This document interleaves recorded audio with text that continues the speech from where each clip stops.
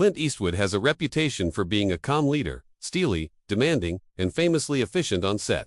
He's the kind of director who thrives on instinct, speed, and silence, shaping performances with minimal takes and maximum control. So, when he cast Leonardo DiCaprio, the emotionally deep, take-after-take perfectionist, in 2011's J. Edgar, many in Hollywood raised their eyebrows. On paper, it was a dream pairing, a legendary director guiding one of the most electric actors of his generation, but behind the scenes, the dream began to fall apart.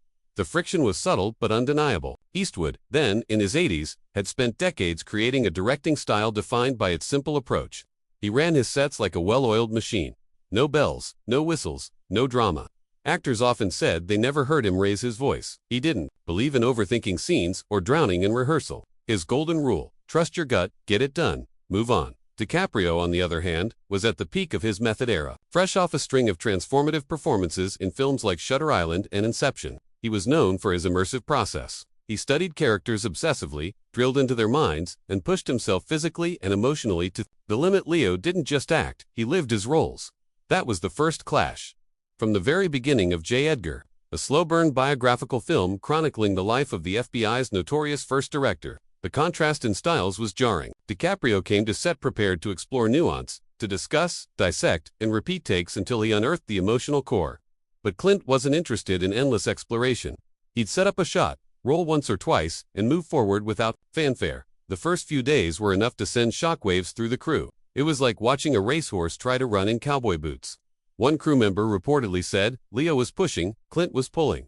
It never quite synced." There were no explosive arguments, no public blow-ups. That wasn't Clint's style, and Leo was too professional for tantrums. But the tension hung in the air like static electricity. DiCaprio would finish a scene and ask for another take. Eastwood would already be walking away, satisfied.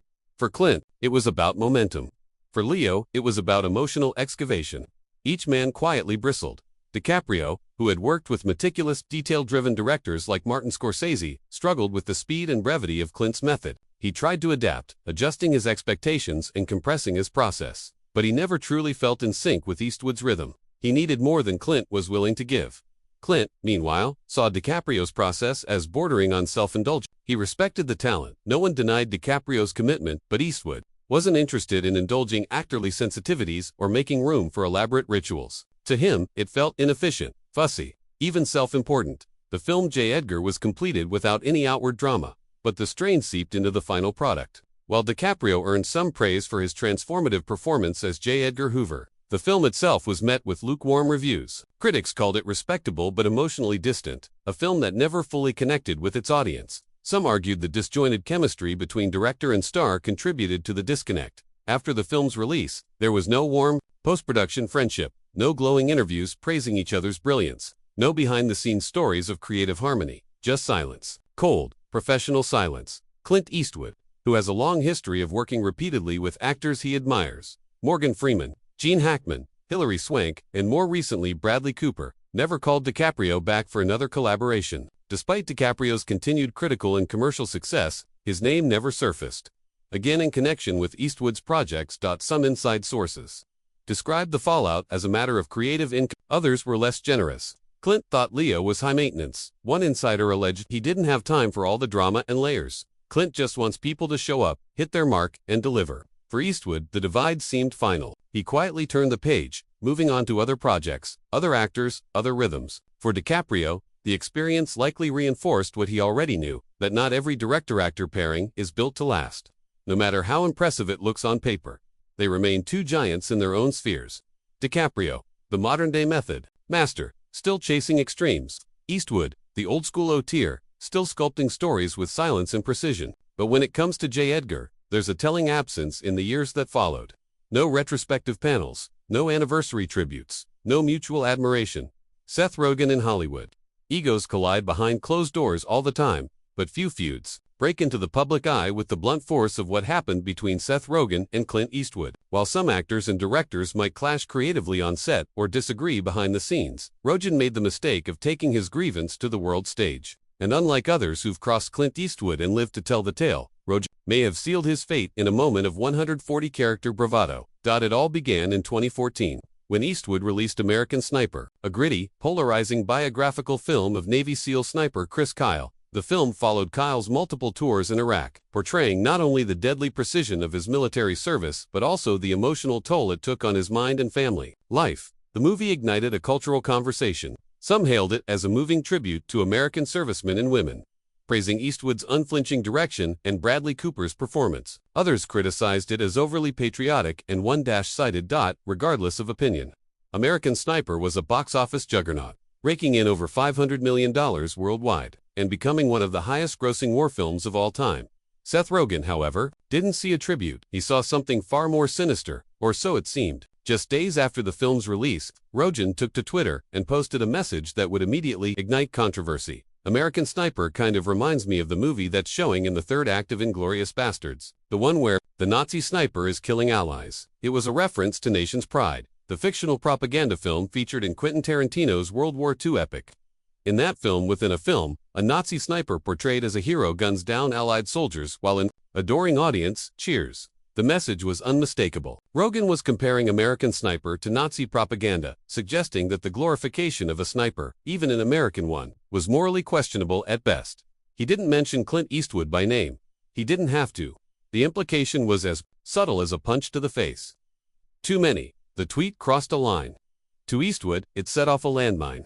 Clint Eastwood, a Hollywood legend known for his steely manner both on and off screen, is not one to lash out on social media. He doesn't engage in Twitter feuds. He doesn't respond to public digs with more public digs. He responds with silence. Frozen, immovable silence. And this time, that silence was deafening. Insiders say Eastwood was furious. But true to form, he never issued a public statement, never tweeted back, never gave the press anything to quote behind closed doors. However, his response was anything but quiet. Sources close to the director claimed he was deeply offended, not just by the substance of Rogen's comment, but by the way it was delivered. To Eastwood, the attack was cheap and cowardly. It wasn't a serious critique, it wasn't a conversation. It was a hit-and-run insult from someone who, in his eyes, didn't understand the weight of the story American Sniper was trying to tell, though Rogen later backpedaled, insisting in follow-up interviews that he hadn't meant to accuse the film of being literal propaganda and that he actually liked the movie. The damage had already been done. For Eastwood, the retraction felt hollow, more like a PR bandage than a genuine attempt to mend fences. And in the world Clint Eastwood operates in, there's no coming back from that kind of insult. Eastwood never spoke Rogen's name again, never commented publicly on the incident, but those close to him say he made it known in unmistakable terms. Seth Rogen was persona non grata. If Rogen's name appeared on a list, any list associated with a project Eastwood was attached to, it needed to vanish. To this day, the two men have never collaborated, never crossed paths publicly, never shared a red carpet or panel or even a word in an interview. And it's not because they're too busy. It's because Eastwood has rules. One of them, never work with someone who laughs at your legacy. Seth Rogen may have thought he was being clever, edgy, or funny, but to Clint Eastwood, it was a blatant act of disrespect, not just to him, but to the people his film honored. And in a town where reputations are everything, and silence can speak louder than words, Eastwood made his point crystal clear. Some actors make quiet enemies. Seth Rogen made his loud, and Clint Eastwood he never forgets.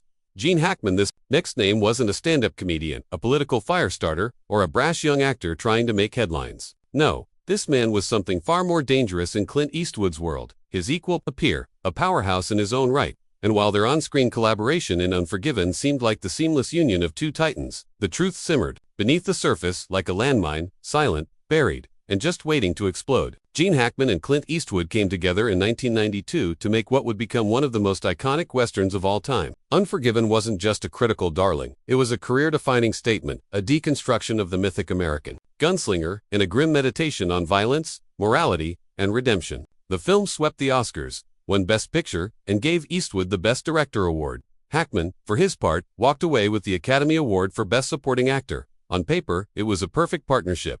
On screen, it was lightning in a bottle, but off-screen the atmosphere was anything but harmonious. Clint Eastwood had a reputation earned over decades for running one of the calmest, most efficient sets in Hollywood. He didn't yell, he didn't micromanage, but he expected discipline, trust, and absolute professionalism. Clint's sets were temples of quiet control where even crew members knew to avoid unnecessary chatter. He offered his actors freedom, but only within the bounds of mutual respect and shared vision. Gene Hackman, however, was a different breed entirely. Hackman, a brilliant performer with an unpredictable temper, was notoriously intense on set. His reputation preceded him, combative, particular, and fiercely protective of his process. While Eastwood's calm was like a slow-burning ember, Hackman brought a storm wherever he went. He didn't respond well to suggestions. He questioned direction. He demanded changes when he felt the material didn't ring true. And with Eastwood, that tension was instant. From the earliest days of filming Unforgiven, whispers rippled through the crew. Hackman wasn't taking notes. He would interrupt Clint's instructions mid-sentence. He challenged blocking. He pushed back on lines he didn't like. For most directors, it might have sparked a verbal war. But Clint Eastwood didn't fight with words. He fought with silence. One assistant recalled a chilling moment on set. During a crucial scene, Hackman stopped mid-take, frustrated. He turned to Clint and said bluntly, "That line doesn't work. I'm not saying it."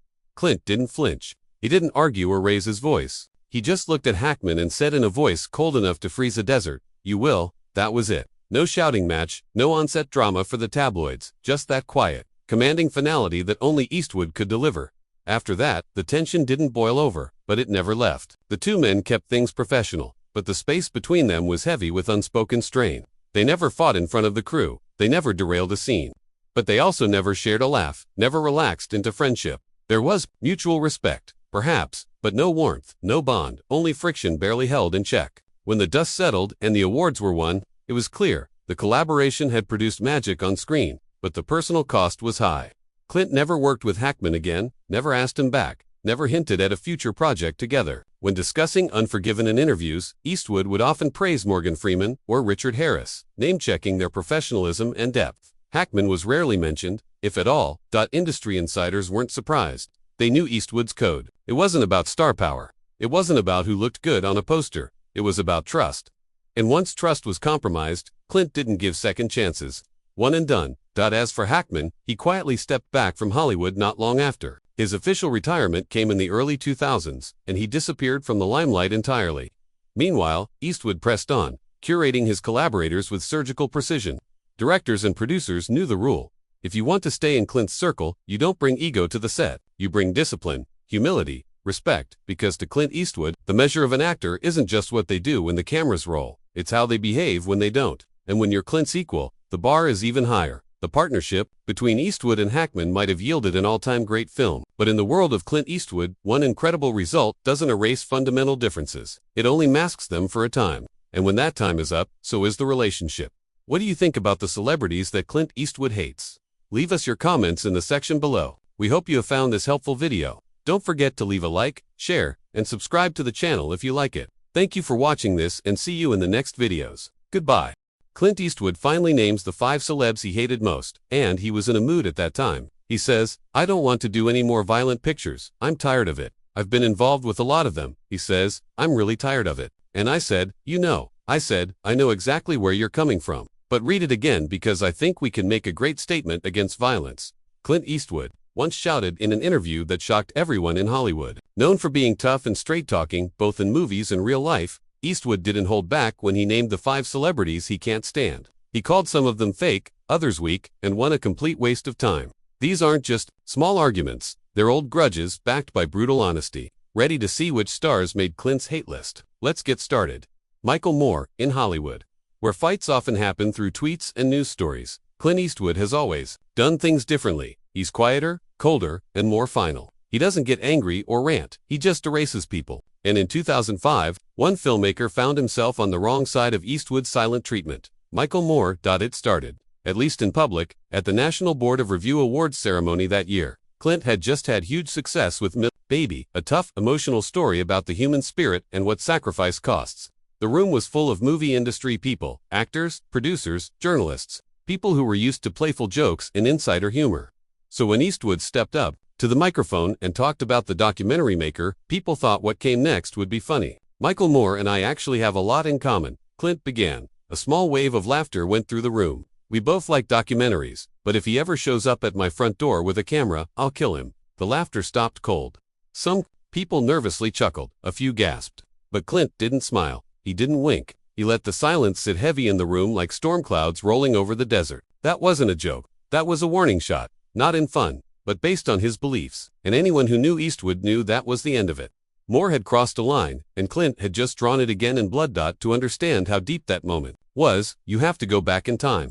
Michael Moore was riding high on controversy and praise for Fahrenheit 9/11.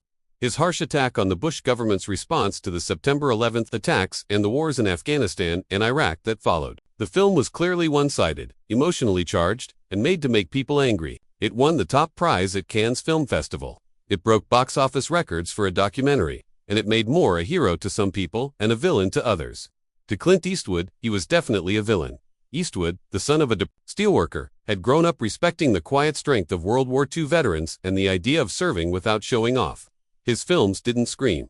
They didn't preach. They watched. Whether it was Unforgiven, Mystic River, or the soon-to-be-released Flags of Our Fathers, Clint told stories that honored complexity, pain, and sacrifice, not as political weapons, but as human truths. He didn't believe in using emotion as a weapon, he believed in understanding it. So when Moore released Fahrenheit 9/11, Eastwood didn't just disagree with it. He felt something deeper, disgust, not for the opinions Moore had, but for the way he packaged them. To Clint, Moore wasn't making art, he was making noise. And Eastwood, a man of few but carefully chosen words, has never put up with noise.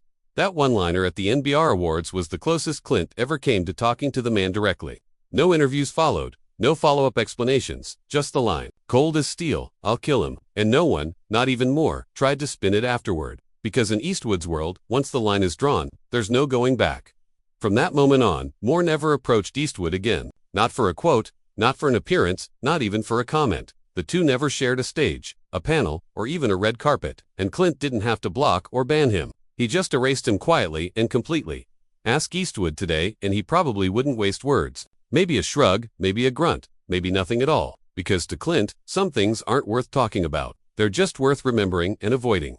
He doesn't believe in long public drama. He believes in the hard silence that comes after. A door has been firmly shut. Spike Lee, Clint Eastwood has long been a master of holding back, a man who prefers to let his work speak louder than his words, who's more likely to squint than shout. But every so often, someone pushes the wrong button. And in 2008, that someone was Spike Lee. By then, Eastwood was riding a wave of praise for an amazing movie achievement. Flags of Our Fathers and Letters from Iwo Jima, released within months of each other, the two films showed a sweeping, brutal picture of the Battle of Iwo Jima, one of World War II's bloodiest fights. Told from both American and Japanese points of view, it was a daring project, dark and unflinching in showing sacrifice and trauma. Flags followed the surviving men behind the famous flag-raising photo on Mount Suribachi. Letters gave voice to the Japanese soldiers who faced hopeless odds and fought with quiet despair. Critics praised the double feature as a landmark in war filmmaking. It was in many ways Eastwood's answer to decades of American myth-making, an attempt to tell war stories without the trumpet blasts. But not everyone was convinced, and one voice in particular didn't just challenge the work. He publicly accused Eastwood of erasing history. That voice was Spike Lee, while promoting his own World War II film, Miracle at St. Anna, which focused on the experience of African-American soldiers in the Italian campaign. Lee attacked Flags of Our Fathers.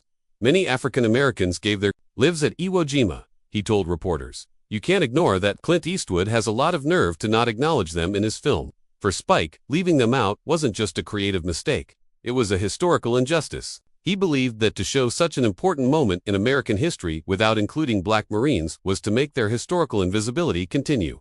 Clint Eastwood didn't let it slide. And he didn't respond with a carefully written statement or a hidden insult. He fired back like a man in a saloon standoff. A guy like him should shut his face, Clint growled in an interview. It wasn't just a comeback, it was like thunder. Headlines exploded. The press, already focused on issues of race and representation in Hollywood, jumped on the story. Suddenly, two giants of American cinema were locked in a war of words that went far beyond box office numbers or critical reviews. It was about legacy. It was about history. And it was personal. Spike Lee didn't hold back either. I'm not going to shut up, he replied. He sounds like an angry old man. What followed was days, if not weeks, of public fighting. Entertainment news outlets analyzed every word, every possible hidden meaning. Experts weighed in. Some defended Eastwood's creative freedom. Others sided with Lee's call for broader inclusion. But through it all, one thing became clear. These weren't just two filmmakers arguing about film. They were representing two visions of America. One rooted in tradition, individualism, and creative independence. The other steeped in deep awareness of cultural memory, systematic exclusion, and the need to face uncomfortable truths. To Clint, the story he told in Flags of Our Fathers was narrowly focused by design. It was about the 6 men who raised the flag and what they faced afterward. Only one of those 6, Navy Corpsman John Bradley, had written a detailed memoir, and the film largely followed his account. It wasn't a story about every American at Iwo Jima, it was a story about those particular men and the heavy burden of becoming a symbol. For Eastwood, adding characters to satisfy a political point would have compromised the truth he was trying to tell, but despite that reasoning missed the bigger picture. Representation isn't just about balance sheets or background characters, it's about memory, acknowledgement, and dignity. African American Marines were there. They did serve, they did die. And to leave them out of the story was to erase them again. This time on a global movie stage, that the tension between the two men never eased. They haven't spoken since. They've never appeared on the same panel, never presented together at awards shows, never shared a red carpet. And while both have continued making powerful films, neither has publicly talked about the other's work again. Clint Eastwood never apologized. He never clarified his comments. He didn't offer a more measured explanation in a follow-up interview. He simply moved on without taking back a word. That silence, in its own way, became the final statement. To Eastwood, the conversation was over. To Spike Lee, the wound remains open. In the years since, their feud has become a kind of story in Hollywood about art and responsibility, about generational differences and cultural blind spots. One represents the old guard, fiercely protective of story control. The other demands accountability in a world too often shaped by selective memory. Leonardo DiCaprio.